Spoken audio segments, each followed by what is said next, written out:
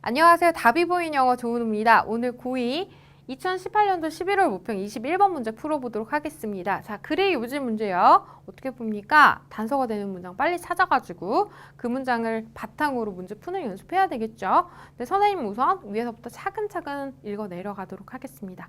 물론 단서가 되는 문장 표시해 줄 거고요. 자, 그럼 볼게요. 이 연구는요. 뭐로부터요? 이 데니얼 카너맨이라는 노벨상을 탔던, 수상했던 이 학자의 연구는요. 뭐였어요? 발견했어요. 데니얼을요. 뭘요?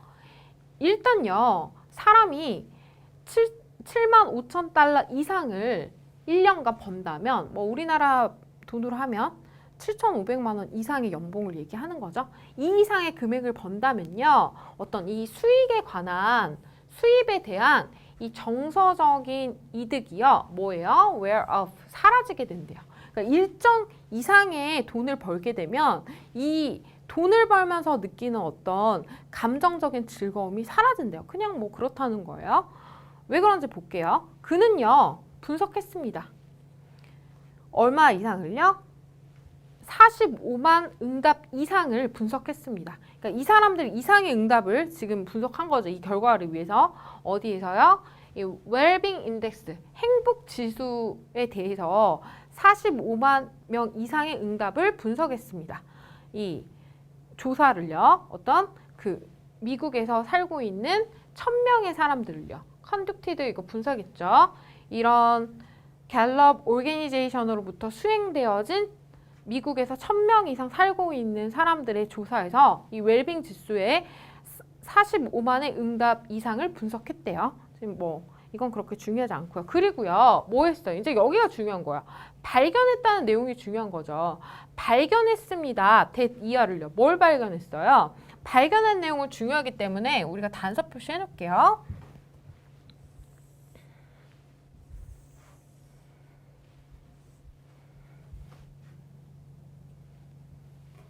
발견했습니다. 이하를요.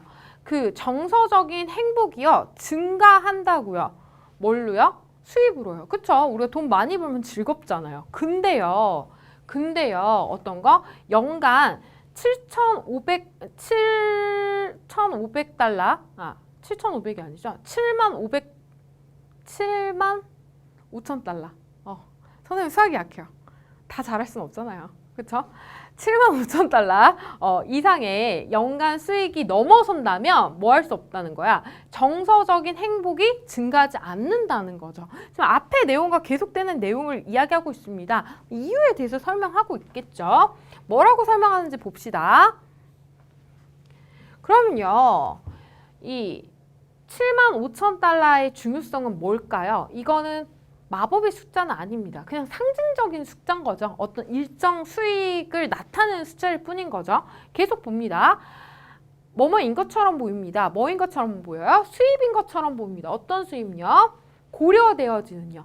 적당하다고 고려되어지는 수입인 것처럼 보입니다. 뭐 하기 위해서?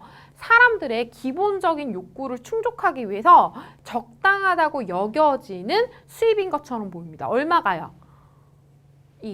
7만 5천 달러가요. 1년에. 이 사람이 생각했을 때. 그리고요. 이 연구자들은요. 발견했어요. 이하의 내용을. 이제 이 뒤에 내용이 또 중요하겠죠? 그러면 여기 뒤에 내용을 또 단서 표시해 볼게요. 발견한 내용을요.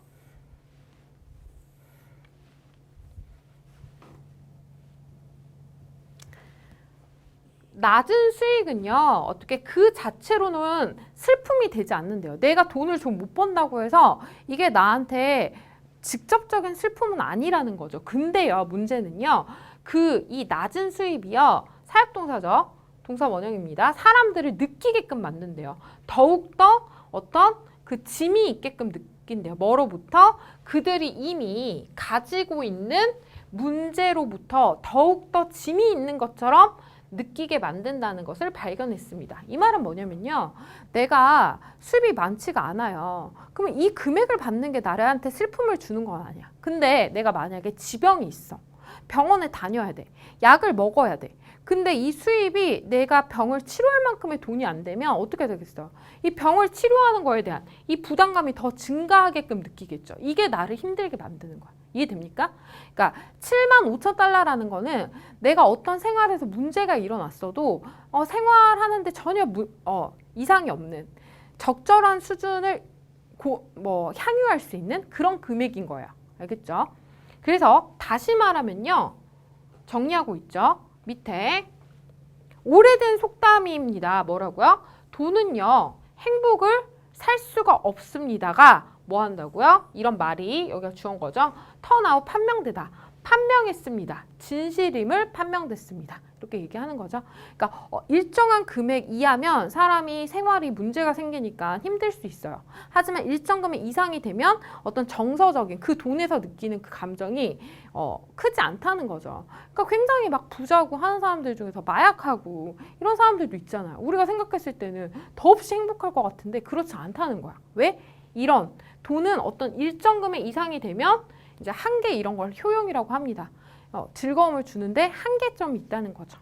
그러면 관련된 내용이 있는지 볼게요. 자, 1번 봅니다. 행복에 대한 기준은요. 시대와 문화에 따라 변하기 마련입니다. 시대와 문화 뭐 이런 내용이 없죠. 기준 자체가 나오지 않았습니다. 글의 소재가 아니에요. 여러분 항상 글의 소재가 맞는지부터 먼저 봐야 돼요. 그 다음에 두 번째 물가 상승 말 자체가 없죠. 그 다음에 3번 보면요. 행복한 삶을 위해서는 심리적인 안정감이 무엇보다 중요하다. 물론 심리적인 안정감 뭐 이런 얘기가 나왔지만 이게 행복한 삶, 심리적인 안정감에 대한 얘기가 아니죠. 돈과 어떤 심리적인 거에 대한 내용인 거죠. 그러니까 3번도 해당 사항이 없고요. 자, 4번 볼게요.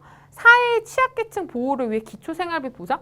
사회 취약계층 내용이 없습니다. 언급하지가 않았어요. 5번 볼게요. 기본 욕구가 충족되는 한 그 이상의 소득은 행복과 비례하지 않는다. 그쵸? 이게 답이 되겠죠? 그래서 답은 5번이 되겠습니다. 자, 궁금한 점 있으면요. 댓글로 남겨주시고요.